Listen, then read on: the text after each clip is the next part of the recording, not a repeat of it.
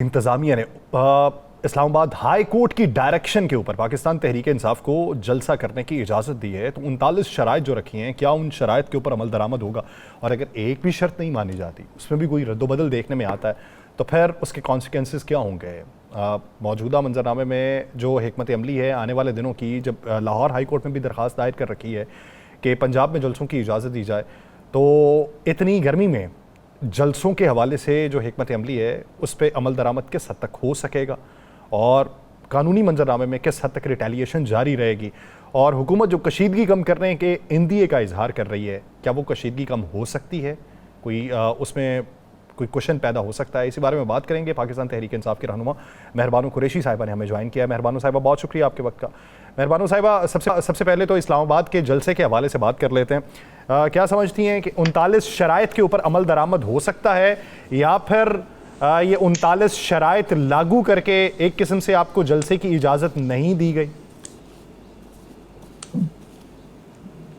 जी, ज़रा मुझे दोबारा दोहरा दीजिए, क्या है वो 39 शराइत जो उन्होंने रखी हैं? 39 शराइत में ये है कि आप कौमी इदारों के खिलाफ बात नहीं करेंगी, लड़ाई झगड़े वाले कोई काम नहीं करेंगी पाकिस्तान तहरीक इंसाफ। उसके अलावा वहाँ पे अवाम के लिए रुकावट नहीं कोई पैदा की जाएगी, सरकारी इमलाक को नुकसान नहीं पहुँचाया जाएगा, अपनी सिक्योरिटी को आप खुद ही मलहूज़े खातिर वहाँ पे रखेंगी। तो ये अब मैं कोई चंद मज़ाइका खेज़ जी, और आपकी ये चंद जो आपने शराइत बताई तो मज़ाइका खेज़ लगती है। पाकिस्तान तहरीक इंसाफ वो जमात है कि जिसने दर्जनों नहीं सैकड़ों जलसे जुलूस किए हैं, और हमेशा पुरअमन रहे, हमेशा कानून और आइन के दायरे में रहते हुए हमने वो जलसे किए। ना कभी वहाँ पर कोई लॉ एंड ऑर्डर की सिचुएशन हुई, ना कभी आवाम को कोई मुश्किल हुई। हाँ, ये ज़रूर है कि आवाम इतनी आ जाती है हमारे जलसों में कि सड़कें चौक हो जाती हैं, मगर वो वही आवाम चौक करती है जो उन जलसों के अंदर आना चाहती है। तो हम उनको हवा से तो ला नहीं सकते, बीम भी नहीं कर सकते जैसे स्टार ट्रेक में किया जाता है। तो वो शर्त ज़रा मुझे और भी मज़ाइका फेस लगी।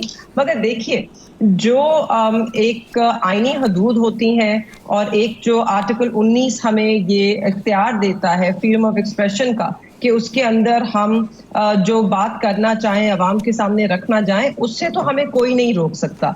तो ये शराइत रखना ही मेरे ख्याल में मुझे तो लगता है कि उन फ्रीडम्स की और उन जो राइट हकूक हमें दिए गए हैं आईने पाकिस्तान में, उनकी खिलाफ वर्जी। मेहरबानो साहब, आप ये तो बताइएगा कि शाह महमूद कुरैशी साहब भी एक वफा की तस्वीर है, और उन्होंने ये साबित किया कि वो सैयद होने के साथ साथ एक मजबूत आदमी और निभाना जानते हैं।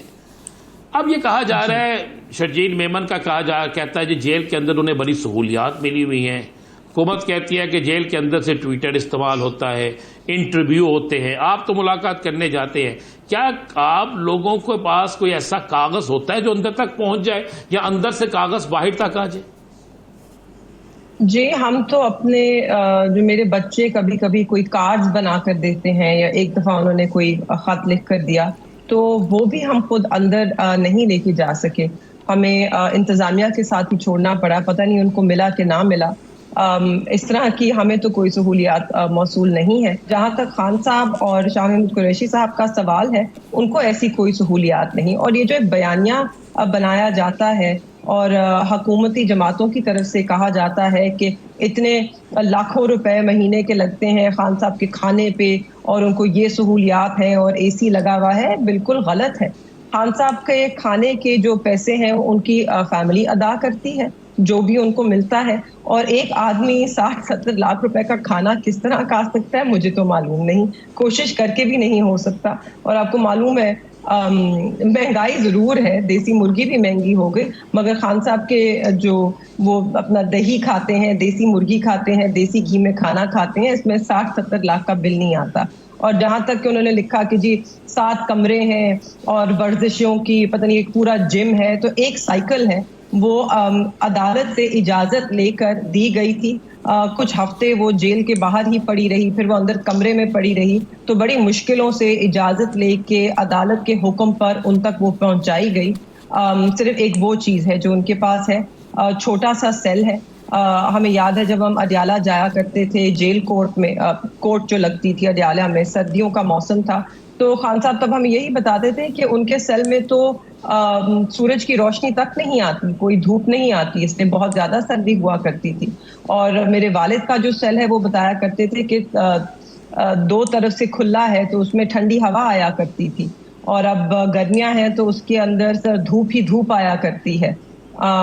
تو پتہ نہیں کون سی فیسلٹیز کی وہ بات کر رہے ہیں. کھلے کمرے ہیں, ایک جیل مہربانو کے صاحبہ یہ سلاخیں چیز ہیں. بتائیے گا, آپ نے کہا جی کہ اندر خطوط لے کے جانے کی بھی اجازت نہیں ہے, تو وہ جو کلیم کیا جاتا ہے کہ مہدی حسن صاحب نے انٹرویو کے لیے سوالات بھجوائے اور خان صاحب نے اس کے جوابات واپس بھجوائے, تو پھر کیا یہ مان لیا جائے کہ وہ خان صاحب کی طرف سے نہیں ہے؟ نہیں جی, وکلا آبویسلی جب وکیل جاتے ہیں اور جب ان کی جماعت کی, کیونکہ دیکھیے میرے والد کو نہ وکیلوں سے ان کی بہت عرصے کے بعد ملاقات ہوئی, اور سیاسی کسی بندے سے ان کی ملاقات کی اجازت نہیں ہے, صرف فیملی کو ہے, تو ہمیں اجازت نہیں ہے.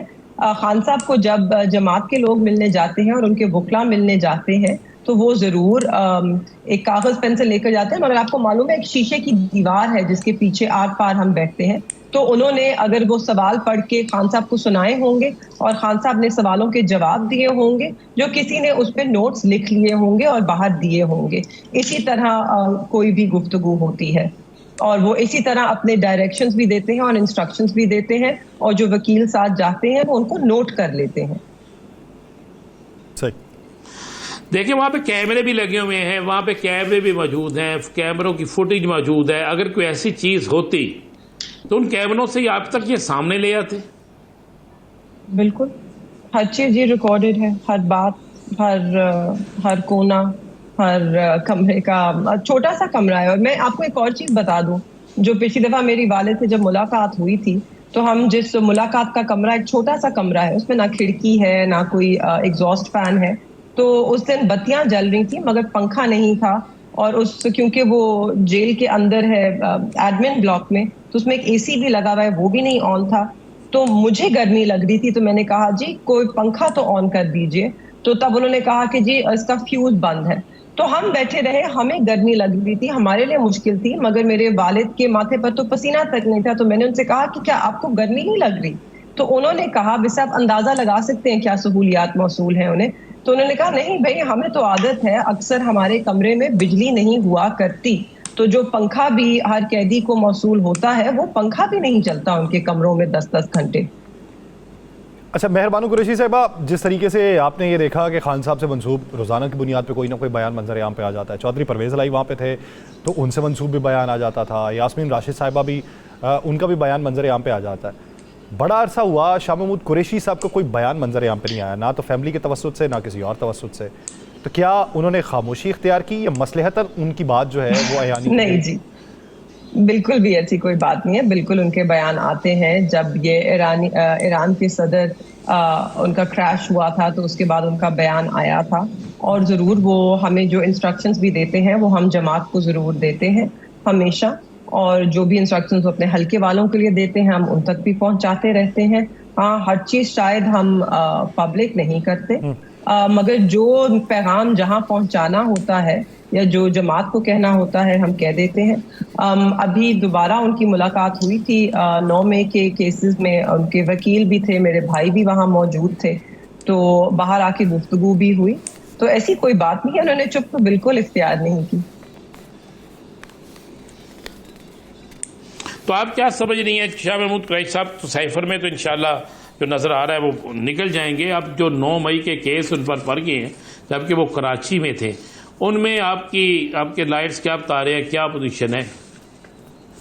جی دیکھیے, ان کے جتنے بھی 9 مئی کے کیسز ہیں ان سب میں انہیں بیل حاصل تھی, اسی لیے پھر جب سائفر کا کیس ملتوی ہوا تو اس کے بعد ہمیں پتہ چلا کہ یہ کچھ کیسز تھے کہ جس کے اندر میرے والد جب انویسٹیگیشن شروع ہوئی تھی تو خود ہی اس کی انویسٹیگیشن کا حصہ بنے تھے, اور پولیس نے ان کا نام تب کچھ کیسز سے نکال دیا تھا کیونکہ انہوں نے کہا اس میں ان کا کوئی رول نہیں ہے, انہوں نے خود تسلیم کیا. تو یہ کچھ کیسز اوپن تھے, اس کو انہوں نے بنیاد بنا کر ان کی ریمانڈ لے لی اور اس میں ان کی انویسٹیگیشن کر رہے ہیں. مگر جیسے کہ آپ نے دیکھا حالیہ ہی پچھلے کچھ ہفتوں میں اور کچھ دنوں میں ना सिर्फ मेरे वालिद मगर खान साहब भी 9 मई के केसेस में बरी होते जा रहे हैं क्योंकि शवाहिद ही नहीं मौजूद। तो इन केसेस में भी इंशाल्लाह वो बरी होंगे और हर 9 मई के केस में पाकिस्तान तहरीक इंसाफ का हर रहनुमा और वर्कर बशमूल इमरान खान साहब सब बरी होंगे क्योंकि इनमें कोई शवाहिद नहीं है। हम तो इसलिए आज भी कहते हैं इन्वेस्टिगेशन कीजिए। जिन लोगों को आपने नाहक पाबंदी सलासिल रखा हुआ है उनका कोई किरदार ही नहीं है 9 मई में। और अगर आपके पास शवाहिद होते तो आप इस बात से ही पता लगा लें, आपको दर्जनों केसेस एक बंदे के खिलाफ दर्ज करने ना पड़ते। आप एक केस दर्ज करते जहां पे आपके पास शवाहिद है और आप उनको प्रोसिक्यूट करते। मगर हमारी जमात में कोई ऐसा बंदा नहीं है, रहनुमा हो, सीनियर हो, सेकंड टियर हो, वर्कर हो, सपोर्टर हो, जिनका नाम बहुत से लातादाद FIR में मौजूद नहीं है। वो क्यों? क्योंकि किसी एक में शवाहिद नहीं है, बस उनको उलझाए रखना है इन केसेस में कि किसी तरह वो निकल ना सके। ये जो सिर्फ और सिर्फ बदनीयती पे मबनी सारे केसेस हैं और इंशाअल्लाह इंसाफ होगा और ये सारे केसेस दम तोड़ेंगे। इंसाफ होगा और सारे केसेस से वो बरी हो जाएंगे। बहुत शुक्रिया मेहरबान कुरैशी साहिबा।